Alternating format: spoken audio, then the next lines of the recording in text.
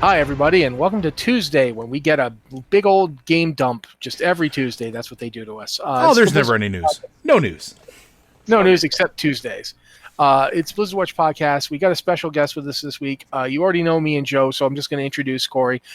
Corey Taylor, he writes for the site. He did a post today that was the reason that he volunteered to come on, and we were really happy to have him because we want to hear somebody else complain about this for a while. So, yeah, 9.1's on the PTR. A bunch of stuff has been data mined. There are going to be spoilers, guys. I'm just going to tell you up front.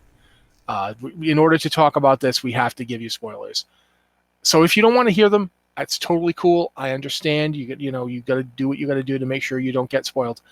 But we're going to talk about these things because, yeah, we kind of can't ignore them. There's just no way. There's no way. We have to talk about them. So, but before we do that, I'm going to briefly talk about the Diablo 2 Resurrected Alpha, because I was in the technical alpha this past week. If you've been worried that this game is not going to feel like Diablo 2, stop worrying. This game is Diablo 2. It is in no way is it trying to not be Diablo 2. Every choice they've made that would have gone anywhere towards avoiding being Diablo 2, they chose to be Diablo 2 instead. That makes me happy. The graphics are improved and it looks much better. That's the only substantive change that they have made, that the game looks much better. The stash is account-wide. Like you your character can go to their stash, and now you have to actually actively do this. It isn't by default. You have to put stuff in the shared group, but you can totally do that. And that's basically the only real change. I didn't notice if they put respecking in. And the reason that they might have is that, technically speaking, Diablo 2 has had respecking for a few years now. Mm-hmm. Back in 2010, there was a patch to Diablo 2. You might have missed it because at that point, Diablo 2, it was 11 years ago, and Diablo 2 was 10 years old at the time. But they put a patch in that added respecking to the game, and the way respecking worked was twofold. One was that you got a free talent respec every time you finished the initial quest, Den of Evil, on any difficulty. So if you did it on normal, you got one free respec.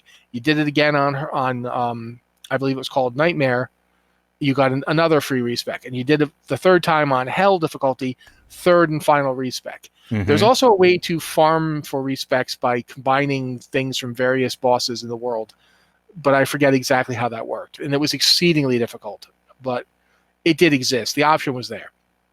That's the only way you could respec in Diablo. That is admittedly a patch from 10 years ago and not the original game. I don't know if they're going to bring it in or not. When I tested in the alpha, I did not notice it. And that's because I was so immediately taken back. It felt like playing Diablo. Like I decided when I went in to play it, I said, I'll play it for half an hour. I mean, it's not going to do anything. It's not going to surprise me. I know how Diablo 2 goes. I'll play for half an hour. I looked up, 6 hours had gone by. Yep. I played 2 characters through every conceivable part of content. The Diablo trap is real still. Yeah, it's Diablo 2. That is what it is. If you were worried it wasn't, you can stop worrying. If you don't, how I will say, I did a post today, it went live, talking about how if you came into Diablo from Diablo 3, or if you've come into action RPGs from games like Grim Dawn or Wolcen or what have you, there are things that are different here. There's stuff that doesn't feel the same. One of the things that will trip you up is town portals and identify scrolls are extremely important in Diablo 2. Mm-hmm.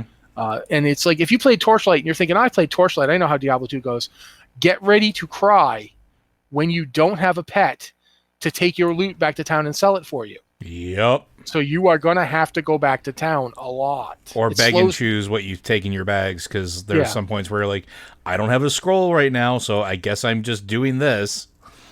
I watched Liz P play it, and every 5 minutes was like a trip back to town because she was full of potions. She had a couple items, and then just like very full gear the entire time.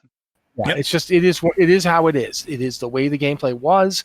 It's the way the gameplay is. Also, the duping bug has already been recreated on the alpha. Yes! People recreated that like within an hour of the alpha being live.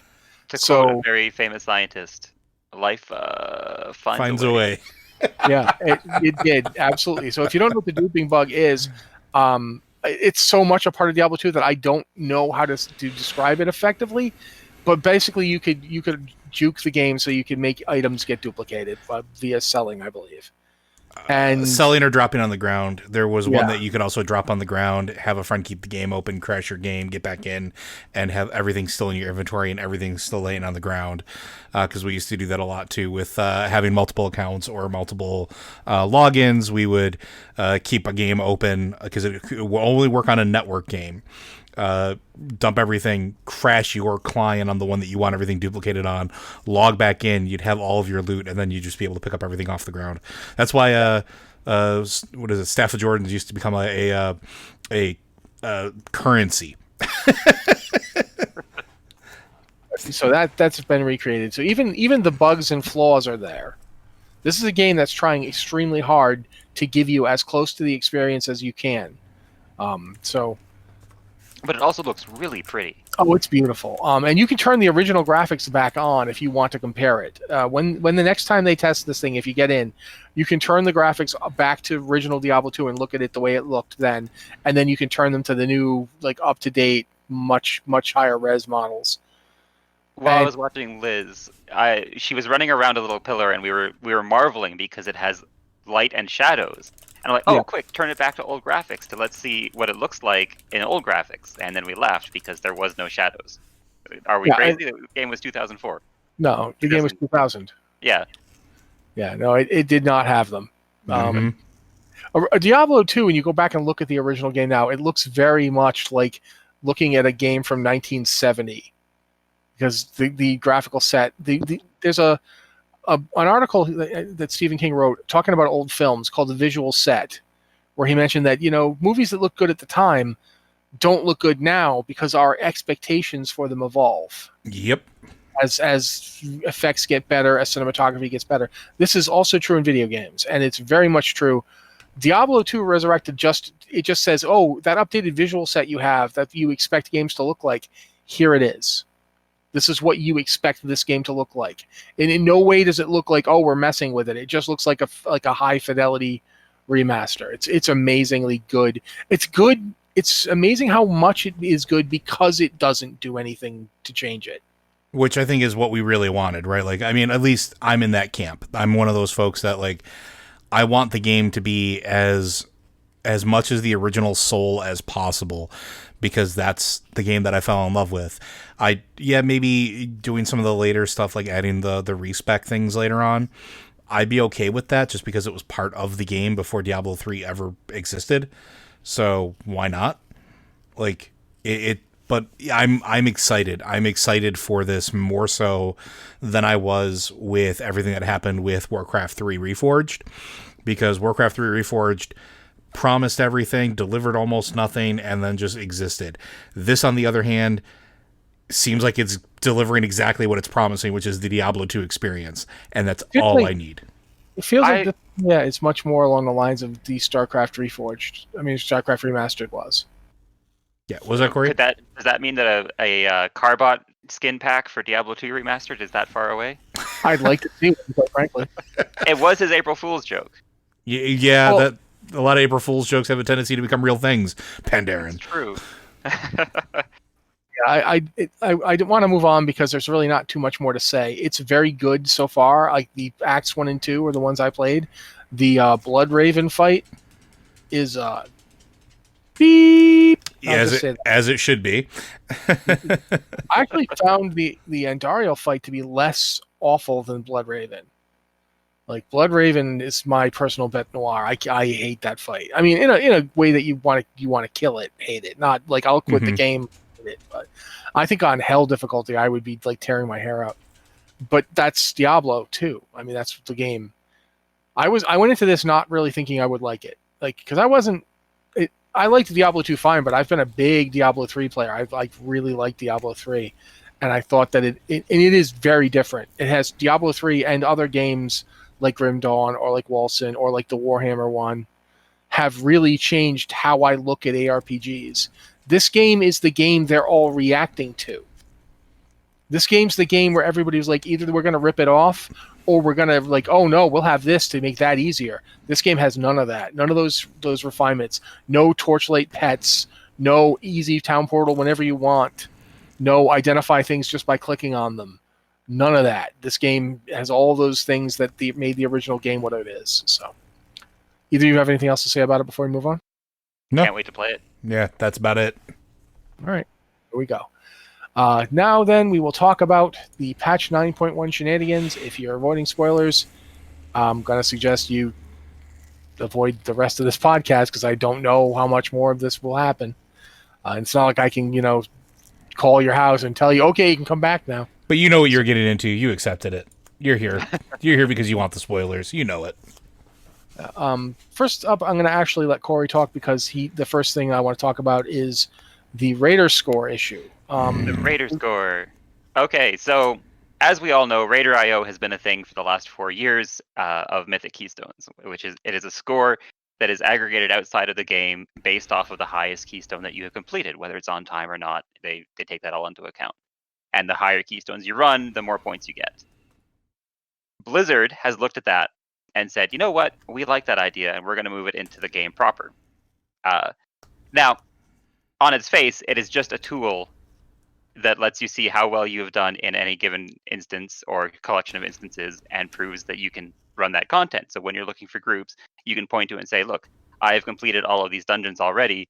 Don't just take my word for it. Here's a website that says I have done that and has assigned a value. On its flip side, though, as we all know, players will be jerks to each other and they will do everything in their power to make sure that their run is going to succeed, which means that they will look for stupidly high requirements to get in. You must have this many credits on IMDb, your IO score must be in the mid 17,000s, etc., etc. So now Blizzard is moving this into the main game in its own form after having actually worked with Raider.io to look at their algorithm and adapt it for the use in real WoW. And it's going to go live in patch 9.1. I'll be up front. I don't do a lot of Mythic Plus pugging. Like if I go on a Mythic dungeon, I go with my guild. So I don't think this will affect me too much, but I know it will make life a lot harder for friends of mine who do pug. And yep. It's already pretty hard to pug Mythic. I mean, they're already using Radar.io. They're already doing that. But making it part of the game means that any group it's just going to become so much more widespread, and it's going to make people suffer. That's my problem with this. And I mean, I'm sorry. I've been waiting to kind of talk about this for a little while. You're basically codifying at this point by putting it as an official system in the game that it's okay to gatekeep. And that I have a huge problem with, because again, it's not those super high-end Mythic keys that I'm worried about, because those people were always exclusionary in min-maxing classes and talent choices and specs and everything like that. And that's fine. But all this is going to do now is give another avenue for other players that want to pretend they're that high level to now gatekeep people who maybe don't necessarily have a good Raider.io score because they're coming to Mythic Pluses late. And I am a really good cross-section for this because I generally don't push Mythic keys except for 2 instances. One, before raiding at the beginning of an expansion where my guild is still getting up to snuff with gear, because that's what we're doing to make sure people have gear, but also because there's only so many tanks per guild, sometimes you have to pug stuff. And because there's only so many healers and whatever, sometimes you wind up pugging stuff. But then I don't touch usually Mythic Pluses until later on in the expansion. And when I get to that point, I'm already fighting an uphill battle of, well, you don't have these key scores. You don't have this on Raider.io. And it's like, yes, but I solo healed this, heroic boss in Raid because I'm that much of a bad blank. And nobody cares. And now they're basically making it part of the game where it's like, if I don't have that score, it's okay to tell me to go sod off. Without that score, though, there are a million other ways for people to exclude people from groups. But it becomes less acceptable for the casual player to now have a measuring stick to do that. Yeah, that's true. But I mean, you point to raids and say, look, you can't join this raid unless you already have the ahead of the curve for clearing heroic. Sure. And you're like, but it's just a normal raid, and they're like, well, we want ahead of the curve people only. But now it also falsify. And here's my other side of the coin, right? There's this whole concept of pretending to be good in game, and here's what I'm going to say about it. And this is not a shot at people who struggle with this game, but there are people in the game that play that don't have the skills to do those higher level keys and pay people to carry them, or pay people to carry them through raids, whether it's gold, real life money, whatever. We know Blizzard tries to crack down on it, but they do it because when they want to go do some certain other content, they're told you can't do it because you don't have that ahead of the curve. You don't have that Raider IO score. I actually legitimately know people that pay to get their Raider IO score up. How is that going to happen now that it's part of the game? Probably the same way. Yeah, so now it's going to be worse, right? Because now it's codified. This is my opinion. I don't know. I can't prognosticate the future. But by making it a part of the game, and by the way they're doing it, it actually seems like it's almost worse than Raider IO. And it's... Go ahead. I don't think that it could be worse than Raider IO. They're saying that they've worked with Raider IO, and they're going to do mostly what the Raider IO is doing. So I can't see how it'd be worse than them. The only thing that Raider IO has as a benefit right now is that it also comes with a whole swack of stats and stuff. So you can say when you're visiting someone's Raider IO page, if you're visiting their actual page on the website rather than through the add-on, you can see how close they were to timing something or how many times they've run that dungeon that day. But I think that's important because because not only does it give you that, it also tells you what the affixes were for that week. And certain things, certain affixes, we know this. Anybody who's done a Mythic Plus knows some affixes are worse than others for certain class combinations. So I could have a fantastic score and be absolute dog garbage at dealing with a very specific mechanic and have nothing to really, justify that or show that. Whereas Raider IO, as it is right now, as a separate function, as a separate functionality, has all that data pulled into it. Blizzard now putting that in the game is just like a UI thing. It's not going to have all that data. There's no way it can. There's no way. No, we know. We haven't seen anything yet. I would be very suspect if all of a sudden a system that large gets pulled into the game UI the way that it is. Because that's such a massive undertaking. I would expect anything of that major of an overhaul, especially pulling in that data in any capacity, would break something pretty profoundly. Again, all this is my opinion, but and I know people are telling me, oh, it's different than rating, or it's going to be the same as it always was. I think it's going to get worse. And I said the same thing when Raider IO started becoming more standardized. I said the same thing when EPing was a thing. Which turned into item level. And item level is a little bit different though, because that's just the thing. I'll be the one to say this. Item level, we've gotten used to it, but it still sucks. Well, not that it sucks. It created a system that it still exists where people just don't get to do content unless their item level's high. And that's codified in the game. It's codified in the game to the point where the dungeons won't let you in anymore. Mm-hmm. Like there was a time when you could just, you could zoom. Well, you can still walk in the front door. Yeah, but you can always walk in the front door. Because walking in the front door has become practically as like a third-hand thing to do. It's not. It's not the common. Yeah. It was easier for me to run Mythic Plus at the beginning of this expansion than it was for me to run heroic dungeons. Mm-hmm. Because Mythic Plus and nobody could get in unless they used the front door, so it didn't matter. And I mean, I've got a weird situation where I've got a couple of Mythic dungeons at a high keystone because I was carried. Because I'm blind, guys. I do not do well in Mythic dungeons. I'll be up front. I was carried through those dungeons, so I look like I know what I'm doing, but I don't. And we'll see what happens. I'm not as negative as Joe is on this. I think it has problems. I think anytime they do this kind of thing, it has problems. But I think also the game evolves and adapts to them, and then new things get weird and bad, and it's just life. I am interested in seeing this. I think that players will always find a way to stack the odds in their favor when they're pugging. Because that's exactly what this is going to be used to do. Mm-hmm. It's basically I want people who already know how to do it, so we don't have to have any wipes. We don't have to learn it. Nobody has to be told what to do or how to have the fight explained to them. It's a way to take that aspect of the game away from people, because these people don't feel like dealing with it. And part of that to me feels like and again, this is totally personal opinion, that takes away a piece of the soul of the game to me, because part of this game is learning and adapting. And we talk about this when we talk about classic versus vanilla WoW, and the idea of like that sense of community around it. This is just another, and this is maybe hyperbolic to say, but this is just another way of like removing that sort of interpersonal exchange. It's now looking at a number as opposed to, hey, do you think you can do this?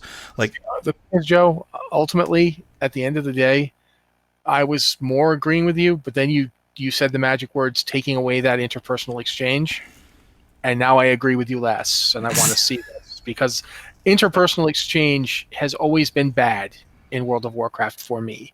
The game for me is better when I don't have to, like when they made LFD so I didn't have to talk to groups anymore, I could just show up, tank them, and leave. I did a lot more dungeons. Sure. My average heroic, like, looking for dungeon run now is me going into the dungeon as a tank, saying, hi, friendos. I pull the dungeon, we finish the dungeon, I say, thank you, friendos, and I'm out. Yeah. But I also... something I'm just saying, like, I miss some of that experience, and I've talked about it before, where it's like, the game will never be that again. I accept that. Like, it's never going to be the collective learning experience that vanilla was. But it also, to me, almost... how does that system now act for players that want to learn it but now don't have the experience to go in? They make their own runs?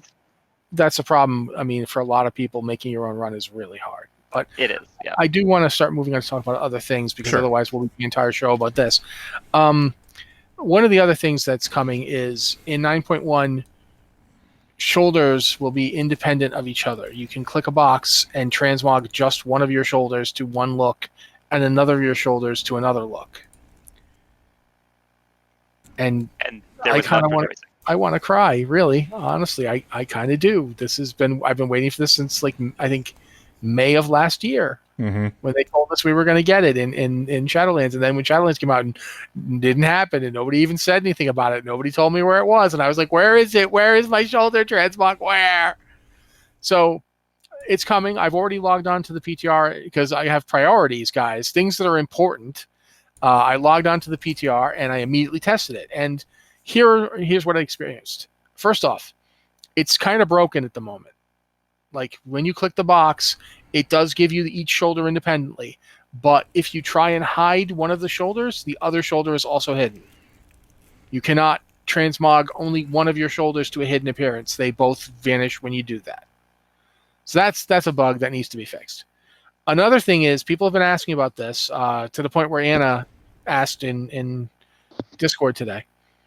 If you try transmogging, say, to a piece that only has one shoulder, and you want to, say, perhaps transmog both shoulders, like to that same shoulder model for whatever reason, you can't do that. Because when you click a shoulder to transmog to, it pulls the shoulder appearance for that specific shoulder. So, for instance, I'm wearing a piece right now on the stream. I'm wearing paladin shoulders that have different left and right shoulder models. There's a hammer on one shoulder and a book on the other shoulder. If I try to transmog the individual shoulders, I can only put the book shoulder on the right, and I can only put the hammer shoulder on the left. It does not allow me to flip them. It is pulling the specific shoulder model that is in the files. So as a result of that, if you try to transmog, say, the shoulder from Scarlet Monastery, Herod's shoulder, if you tried to transmog your hunter shoulder to that, you could only transmog the shoulder that's in the set, because the other shoulder, the model is actually not a model. There's nothing there. There's nothing for the file to call up. It will just transmog an empty space, and you can't flip it. You can't put the empty space on the other side. I think that will be somewhat fixed when they fix the bug about not being able to hide both shoulders. I mean, you can only being able to hide both shoulders. But as of right now, that's something you can't do. However, you can mog two completely different shoulders, like from two different sets, as long as you can transmog the right shoulder to the right shoulder on your slot and the left shoulder to the left shoulder slot. You can't do left shoulder to right slot and right shoulder to left slot. Those will not cross. That probably makes sense because there are shoulders that have weird asymmetrical. So it wouldn't just be a simple matter of reversing it, because then you have like the tusks of Manoroth coming in front of your chest all of a sudden. There's reasons, I think that's one reason why. Like the set I'm using, I deliberately transmog to it to show off the hammer versus the book. I don't think that those are set up to be switched over. It's very deliberately two separate models of shoulders. You can see that one's even a little bigger than the other. And that's on purpose, and that's something that you can't just flip around. I don't know. I don't think they're going to fix that. I think they're going to keep using the right and left shoulder models separately, but I do think they'll eventually allow you to hide one of them. Yeah, and I can see that. I can see like the hiding being a better option, or at least something to work on versus trying to flip geometry on the shoulders. I'm actually okay with them trying to keep the shoulders in, their respective left and right orientation. That doesn't bother me nearly as much as some of the other things. I quite frankly expected that there'd be issues with that. Because there's just, if you look at this hammer model in particular, I don't think there's a good way to flip it to be on the other side. But these shoulders are at least relatively okay. Corey mentioned the tusks of Manoroth. That would be much harder.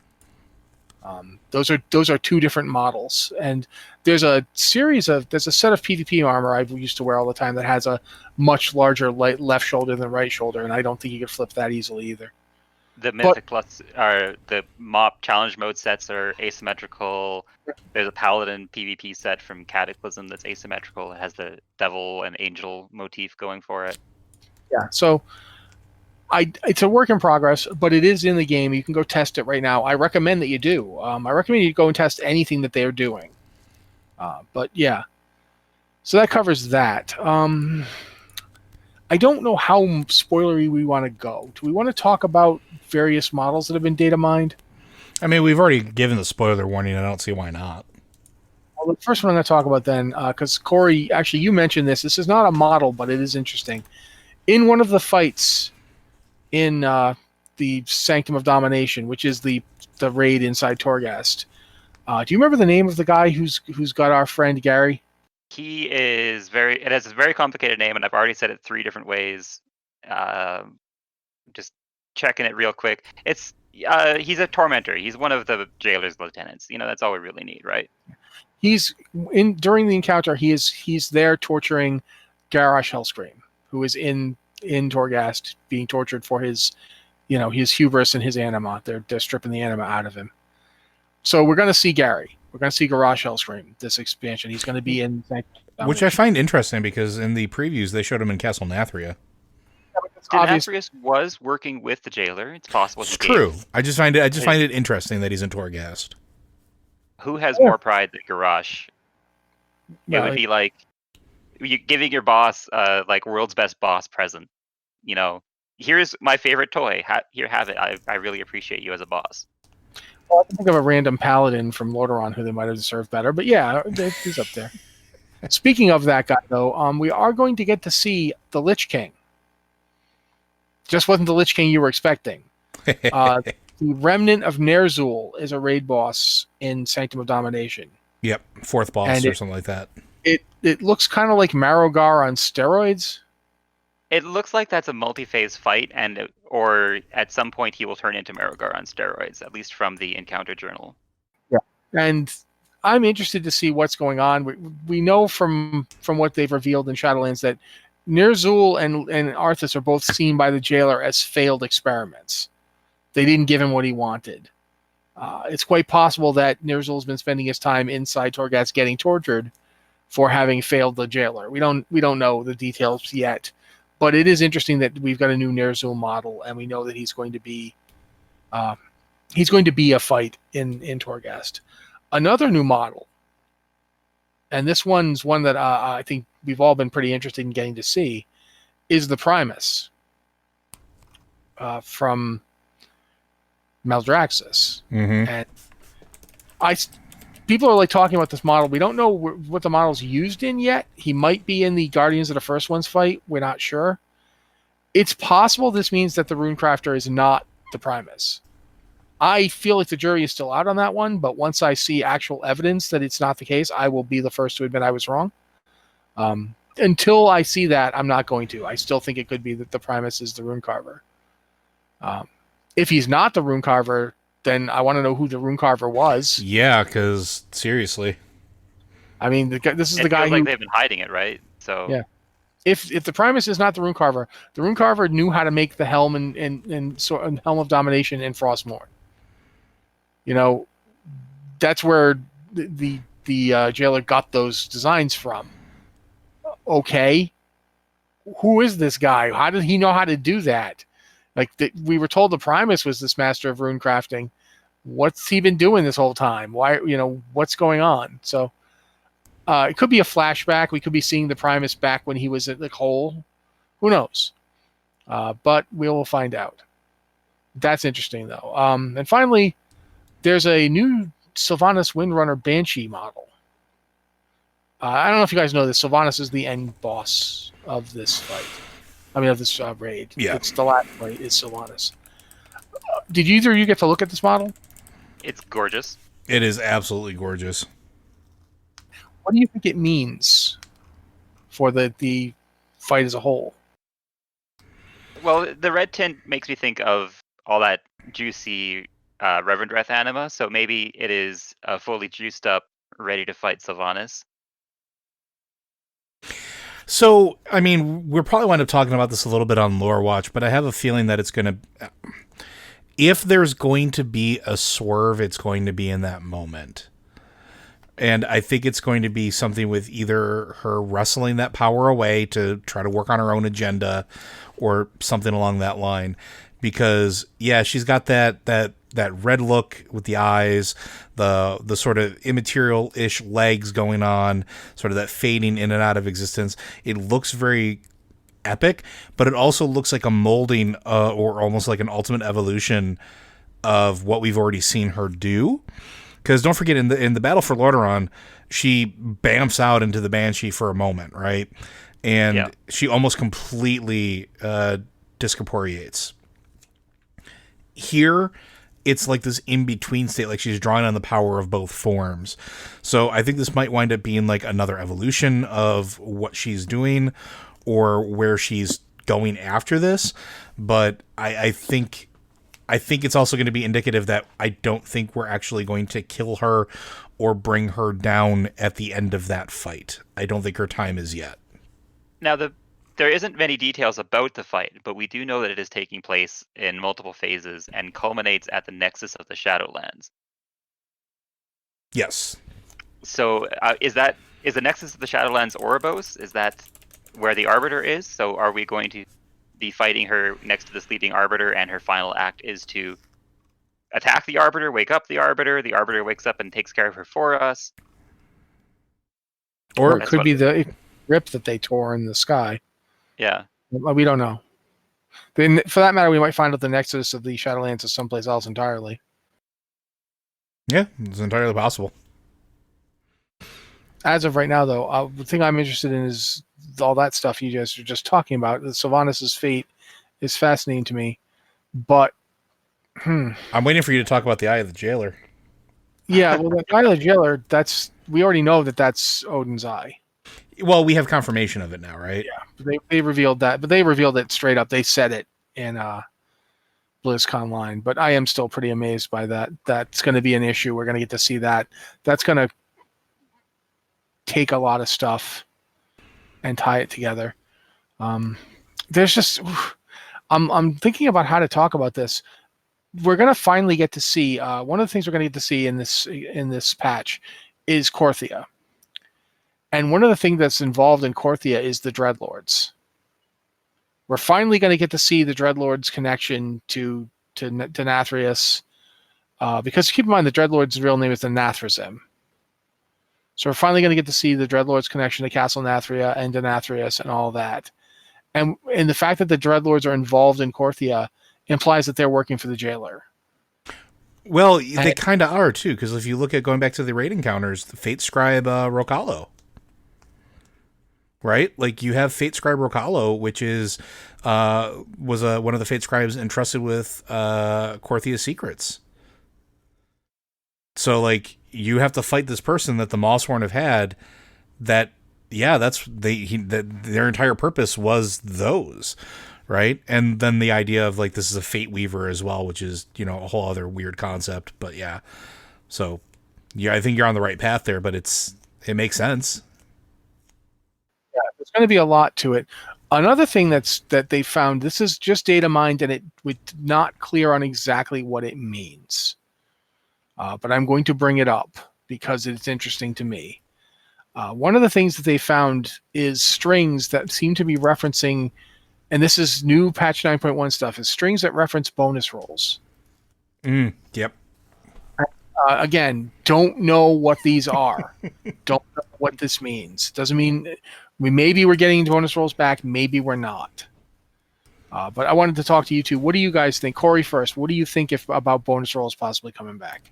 I would like to see them back because the definitely the targeted nature of them over the random nature of the vault has definitely been missed. I don't know that for sure we're going to get them back, but it would show that Blizzard has been listening to people's complaints about the lack of bonus rolls now, since it's been 3 expansions where we haven't had them. And we had them. We had them in BFA. Yeah. No. We had them for 3 expansions, and now. Okay, you just said it backwards. Got you. Okay. Yeah. I'm personally, there's still a lot of randomization to a bonus roll. Quite frankly, I've always felt like the fact that you roll on a bonus roll and you might get nothing, and it's targeted to the boss, but it's just his loot table. Like, so if he or she has an item you want, you might get something you don't want. The bonus roll doesn't guarantee you get the item you want, but at least narrow your scope. Yeah, it narrows your scope. I can see it coexisting with the Great Vault pretty effectively. I don't see any reason why you can't have both, and I don't think it will really hurt the game if they do it. Yeah, I would agree. But I don't know that they're going to do it. I could see them not doing it just because it's not their vision for how they want gearing to work. Yeah. And if that happens, I will be upset and I'll cry. But I don't think it will not be a surprise to me if this is something else. It's possible they might bring it back for something like Mythics, because a lot of people have, they brought in a system in the patch 9.0.5 that allowed you to, just scale your Mythic up. You got Mythic loot, you just keep increasing its item level. I could see them adding this possibly there to help, contradict the problems that Mythics have been having. I don't know. I don't know what they're going to do. But Joe, what would you think if it came back? I'd be very excited. I've been a big proponent of bringing it back since I reluctantly admitted that you were 100% correct about the Great Vault. It's just one of those things where, like, I think that of the two, at least you feel like you have some form of agency over a bonus roll to at least a small extent, versus the loot that comes in the Great Vault, which can be from anything you've done. And I think because it's so broad and yet feels so narrow when you get the same piece of loot every week or multiple times in the same week, that instead of doing that, letting players have some form of agency, saying, no, this boss has a thing I want, at least I can use my chance here, would feel a little bit better, even if you don't get what you're looking for. At least you feel like you've made an effort on your part. I'm really go ahead. Liking the Great Vault because it's let me get a couple pieces of transmog that would have been really annoying to get because my raid stopped killing those bosses. Sure, and I think there's, and like I said, I think with Matt, I think there's a place where both can exist. One doesn't have to preclude the other. They don't have to be mutually exclusive. So, I also will say that one of the things I've thought about for a while is it'd be interesting if they took anima and gold off of this. You don't make it give you anima and gold. You roll and you always get something, but it could be any drop off of the boss. Like you don't get to pick what you get, so you could end up, getting the same bracers 8 weeks in a row. And you will, because that's my life. But I feel like nobody wants gold. Nobody does a bonus roll wanting to get gold. And that needs to be thought about when they do. So what if then, if spitballing here off of that idea, so that would mean, let's say that you run your raid for the week you don't get your piece of loot, but you kill 9 bosses. And having killed 9 bosses in the new Sanctum of Domination, on Tuesday when you go to your Mythic chest, or you go to the Great Vault and you click on it, you have a 4th option for having completed the raid tier where you get a bonus roll for the raid, or however they want to award it. But you get a single bonus roll that will guarantee you a piece of loot on whatever boss you do it on. Because I can't think of there has to be a high cost of entry if it's a guaranteed piece of loot for it to be. That would make sense. I would not be opposed to that sort of thing. But I don't necessarily think a guaranteed piece of loot needs a high cost of entry, because a guaranteed piece of loot is not necessarily good. If it's loot you don't want, it doesn't matter that it was guaranteed. Yeah, you were going to get a piece of loot no matter what, but it's that trinket that you hate. That can happen. But that's, I guess, yeah. But you're still guaranteeing that your pool of items possible would be 4 things rather than 30 things. Or Red has a really good point in chat. What if instead of like going back to the whole gold thing, instead of maybe having a guaranteed piece of loot or something like that, if instead of giving you gold, it gives you valor points?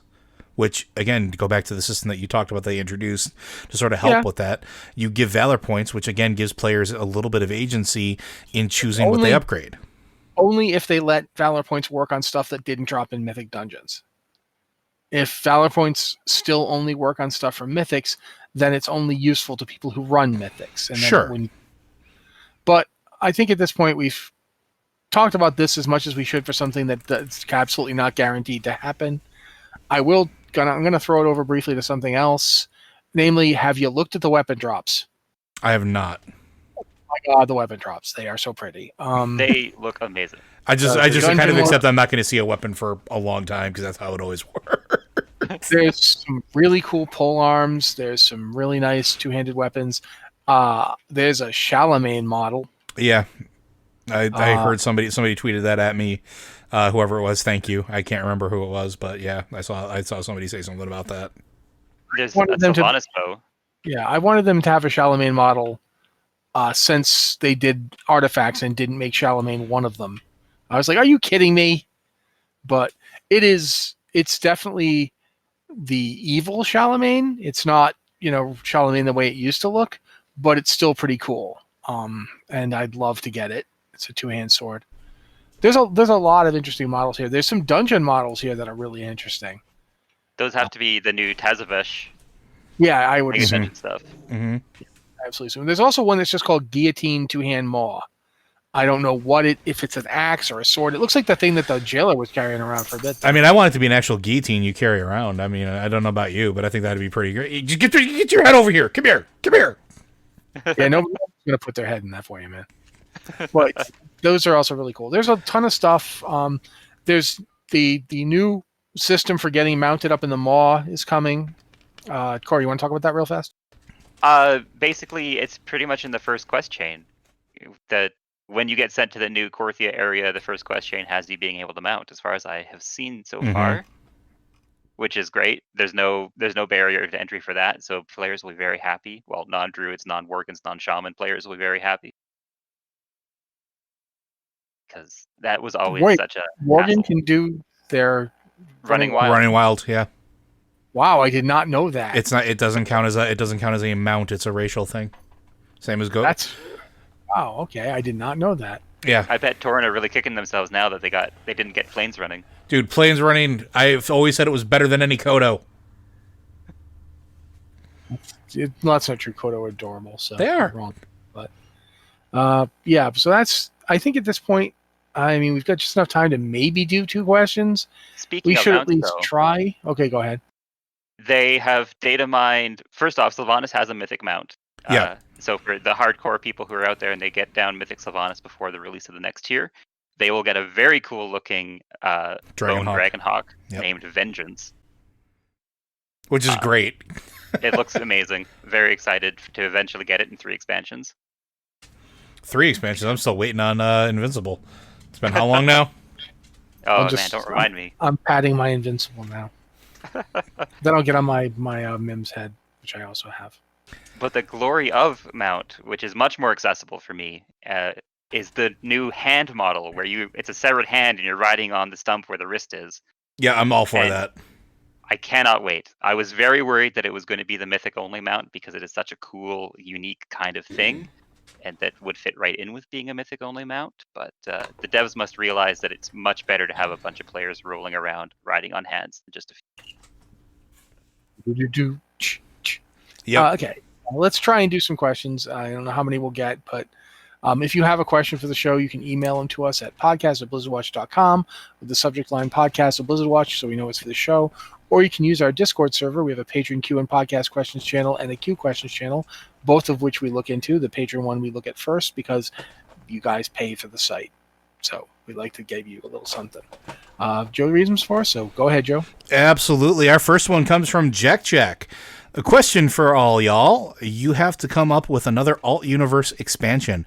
Where are we going? Why are we going there? How does it progress the overarching plot? One question. What's that? I said, so we're doing one question because there's no getting through this one and then getting to another one. Corey, you got any ideas before Joe and I do our usual thing? Any of the Heroes of the Storm crossovers we've already gotten? The Flip the Night Elves one where Malfurion is the Demon Hunter and Illidan is the Shondo. Give me that. Give me any of the Hearthstone expansions, where the Lich King one, where all the main heroes turn into lieutenants for the Lich King. Oh man, I'd love to play in that sandbox for a while. Or just give me expanded Gadgetzan. That would be amazing. Oh yeah, the Mean Streets of Gadgetzan one. Okay, I get you. I understand what you're saying. Yeah. Bro, what you got? Honestly, I really like the idea of an alternate Azeroth. I like this idea of going back to a land where we kind of know what's going on, but it's just slightly different. Do the whole Draenor thing, but with Azeroth, like you said, where Malfurion is the demon hunter, where... I mean, you could do any number of things with that, but I just think it'd be cool to have, like, a what-if Azeroth. Like, do you mean, like... Here's my question, then. Are you talking, like, the exact Azeroth that the Draenor from Warlords of Draenor didn't invade, or do you just mean any? Yeah, you can do something like that where it riffs off of that. Where here's an Azeroth that never got invaded. Here's what happens. What about an Azeroth where we never stop some of the big bads from vanilla? So the Eastern Kingdoms is more Firelands than not, and we've got a big Encourage excursion happening over on Kalimdor. I mean, I'd be down for that. What about you, Matt? The one I keep coming back to, the one I keep thinking about, the one that keeps crawling into my head over and over again is, do you remember the original World of Warcraft cinematic with all the various people fighting? Yeah. And then there's one warlock who reaches up and the thing comes crashing down and it turns into a, it's a demon. It's the giant rock demons that Infernal. Yeah, the Infernal. Instead of that, it's a Zerg. And the Zerg invade Azeroth. And the Draenei call out for help, and the Protoss show up, and they turn out to be like their allies. Arthas, the King of Blades. Yeah, no, because that's the other thing. While all that's happening, some warlock gets desperate enough to reach out to entirely new demons to make a pact and start summoning Diablo and Mephisto and Baal to Azeroth to fight the Zerg. So you want the Nexus? Yes, I want the actual Nexus on Azeroth. You was talking about Hearthstone, like Heroes of the Storm, and I was like, oh, please don't let him say. Oh, he didn't say it. All right, cool. Just skip the Nexus and just have them all invade Azeroth. It's like every Blizzard property. Blackthorn shows up and makes starts killing stuff. So I guess the question then at that point becomes, then how does it advance the story, which is the second part? Completely derails the story in a major way, and it's never fixed, and it's probably the last expansion they ever do. Because I'm fully aware that this is a mess. So maybe it's just we get our hands on some dark portal technology, and we make our own portals without the copious amounts of Draenei souls that needed to open them up, and we just kind of take a little trip over to the Nexus. We don't get invaded by them, but we go and we experience the fun over there. See, and I think it'd be fun if you do the alternate Azeroth. Like, the reason you go there is because we still don't know what happened after the events of us essentially getting our now brown orc brothers into the Horde, brothers and sisters into the Horde. Once we brought them over, after we saved them from being purged by the light, what that universe looks like. And it's one of those things where, despite some of the weird storytelling with Urel, which I still don't like, I would like to explore that a little bit more, because I'm kind of curious what the rest of that universe looks like, what those other planets exist, what the Pantheon, what their world looked like if there was no Dark Portal invasion, what Azeroth, happened if there was no orc settlement essentially coming to the planet and causing all that mayhem. Because I think it would be interesting, and that could be part of our exploration stuff that we've been looking at, maybe possibly doing, of, hey, this is a great thing. Like, maybe we could see some of the potential futures or what could have been. Maybe it gives us inspiration for what we can do back home. But it also would be cool because at the end of the day, it's not our Azeroth in peril. If it is, it's not necessarily a world-ending event that we're 100% totally invested in, because it's technically shouldn't even exist to begin with. And it also ties in with something we talked about on Lore Watch, which is, hey, what if instead, I got derailed by chat, sorry, Autoluke, I'm looking at you. What if I completely lost my train of thought? Goodness. Well, all right, we'll move on then. Yeah, let's move on. Sorry. We got one more question then, if you want to go ahead and read it, Joe. Sure. Hey there. The legendary system this go around does not interest me. I have the first one and only have to help me break the LFR gear score barrier. Any I was looking at upgrading the thing, but I won't. Do I need to buy a new base item and missives every time? Can I just skip to the last item? Seems a waste to purchase the lower ones only to have to buy the top one anyway. Suggle Kitten. I don't remember if you have to get missives, but I do know you have to buy the base item over and over again because it comes in different levels. Just the item. It does come in at different levels, yes. You do not have to buy missives, and if you want to skip from rank 1 to rank 4, you can do that. Yeah, if you have the Soul Ash banked. You just have to. You have to have the piece, which of course is really expensive when you get to the rank 4 one. And then you have the Soul Ash banked. You can just go and jump in one go. What's the max level? 4. It's rank 4. I saw someone mention somewhere in relation to 9.1 data mining that there was not going to be any additional ranks of crafted base item legendaries. But I have not been able, take that grain of salt, I have not been able to see any. Yeah, they were also saying that there was a data mine thing where instead of doing that to increase the item level, there's just an item that you're going to get from a drop or an unknown source that's not necessarily getting another crafted base piece and then getting a whole bunch of soul ash. I don't know either on that one. But yeah, basically you do have to do that. In terms of,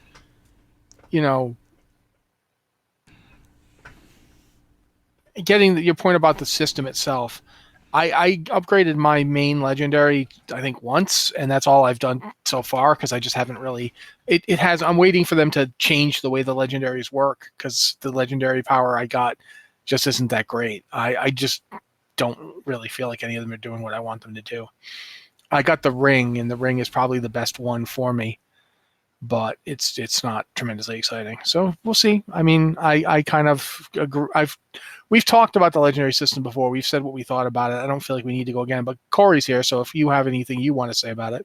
I totally understand the reasoning for what they did. They wanted to make crafting professions feel, other than alchemy and enchanting and jewel crafting, feel like they were worth something for the entire expansion, but in hindsight, they missed the mark because upgrading one of those base items to rank 4, being able to craft a rank 4 yourself, impossibly expensive.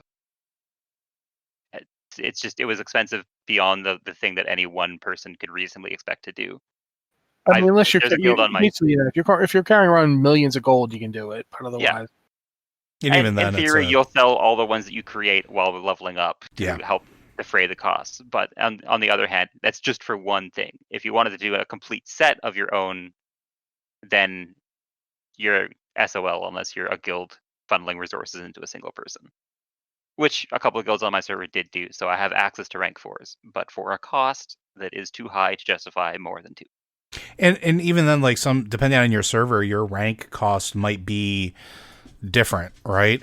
It might be on my server, like the mail helm, which is what I'm using for my legendary at rank 4, is 45k right now, which, yeah, that's a lot to some people, but like that's a drop in the bucket for me, or, you know, things like that.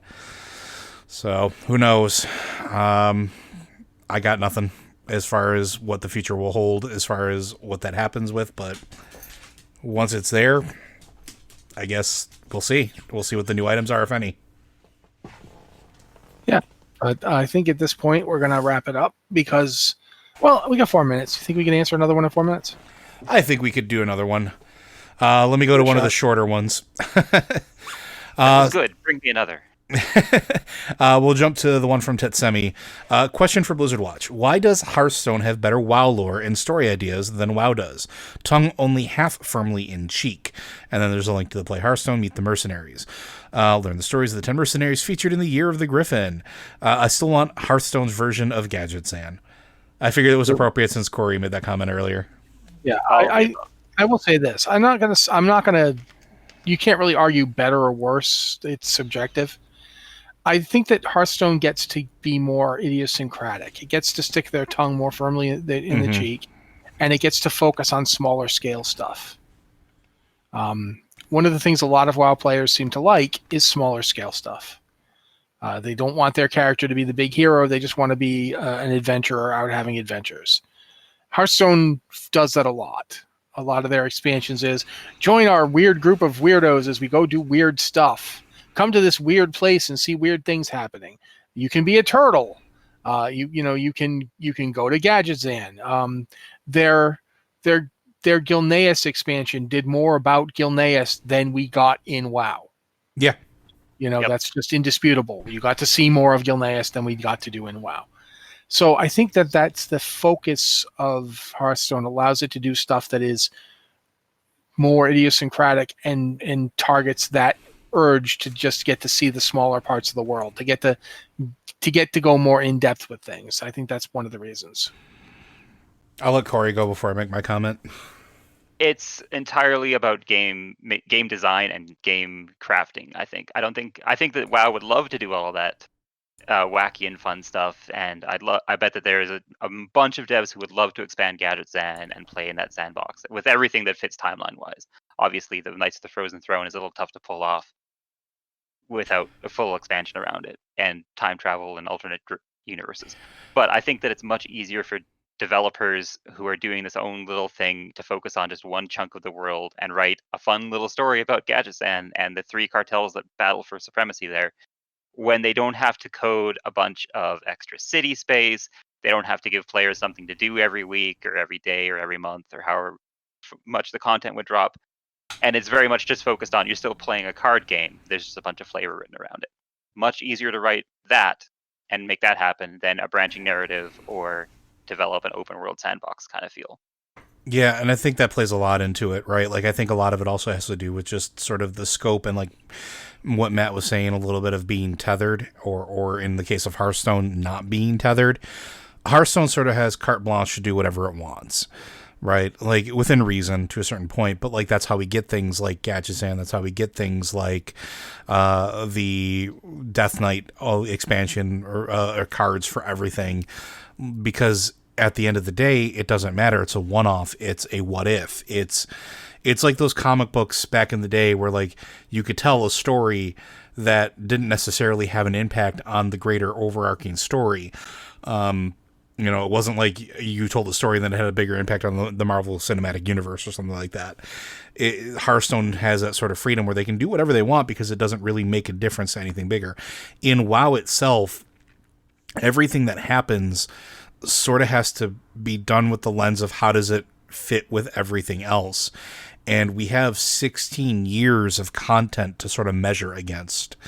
And so, and we talked about this when we interviewed Steve during BlizzCon, you have to kind of know where you're going So doing those little fun one-off things, if it's not just a quest that doesn't really make a difference to the larger overarching story, it becomes way more problematic. Would they like to do more fun things and things that are wacky and like out of left field? Probably. But it's one of those, how does it fit with everything that's come before? It doesn't make a difference to the story that's being told. And it's a larger player base as well. I don't know this for sure, but I think that the player base of WoW would also care a little bit more about continuity of story to a certain degree than a Hearthstone player would. And I don't know if that makes sense, but... No, Hearthstone players are definitely more willing to go along and see what you do, and that they don't care if the turtles are canon or not. And they weren't when they were introduced in the Ungoro expansion. They were not canon. Mm-hmm. They got brought into WoW because people like ooh, cool turtle people. Let's bring them in. But that's the kind of thing you can do in Hearthstone that you can't really do as much in WoW. Yep. Hope answers your question, because I think that's it for us today. I think so, too. Blizzard Watch is made possible due to the generous contributions at patreon.com/BlizzardWatch. Your continued support means this podcast site and community is able to thrive and grow. Blizzard Watch supporters enjoy exclusive benefits like early access to the podcast, a better chance at having your question answered on our podcast or the queue, and an ads-free site experience. I want to say thanks also to you, Corey, for showing up and hanging out with us today. Thanks for having me. It's been a bunch of fun. All right, and that's going to be it, the podcast for this week. On behalf of Corey, Joe, and myself, I want to say thank you to everybody for being here. This has been the Blizzard Watch podcast, and we'll talk to you guys next week.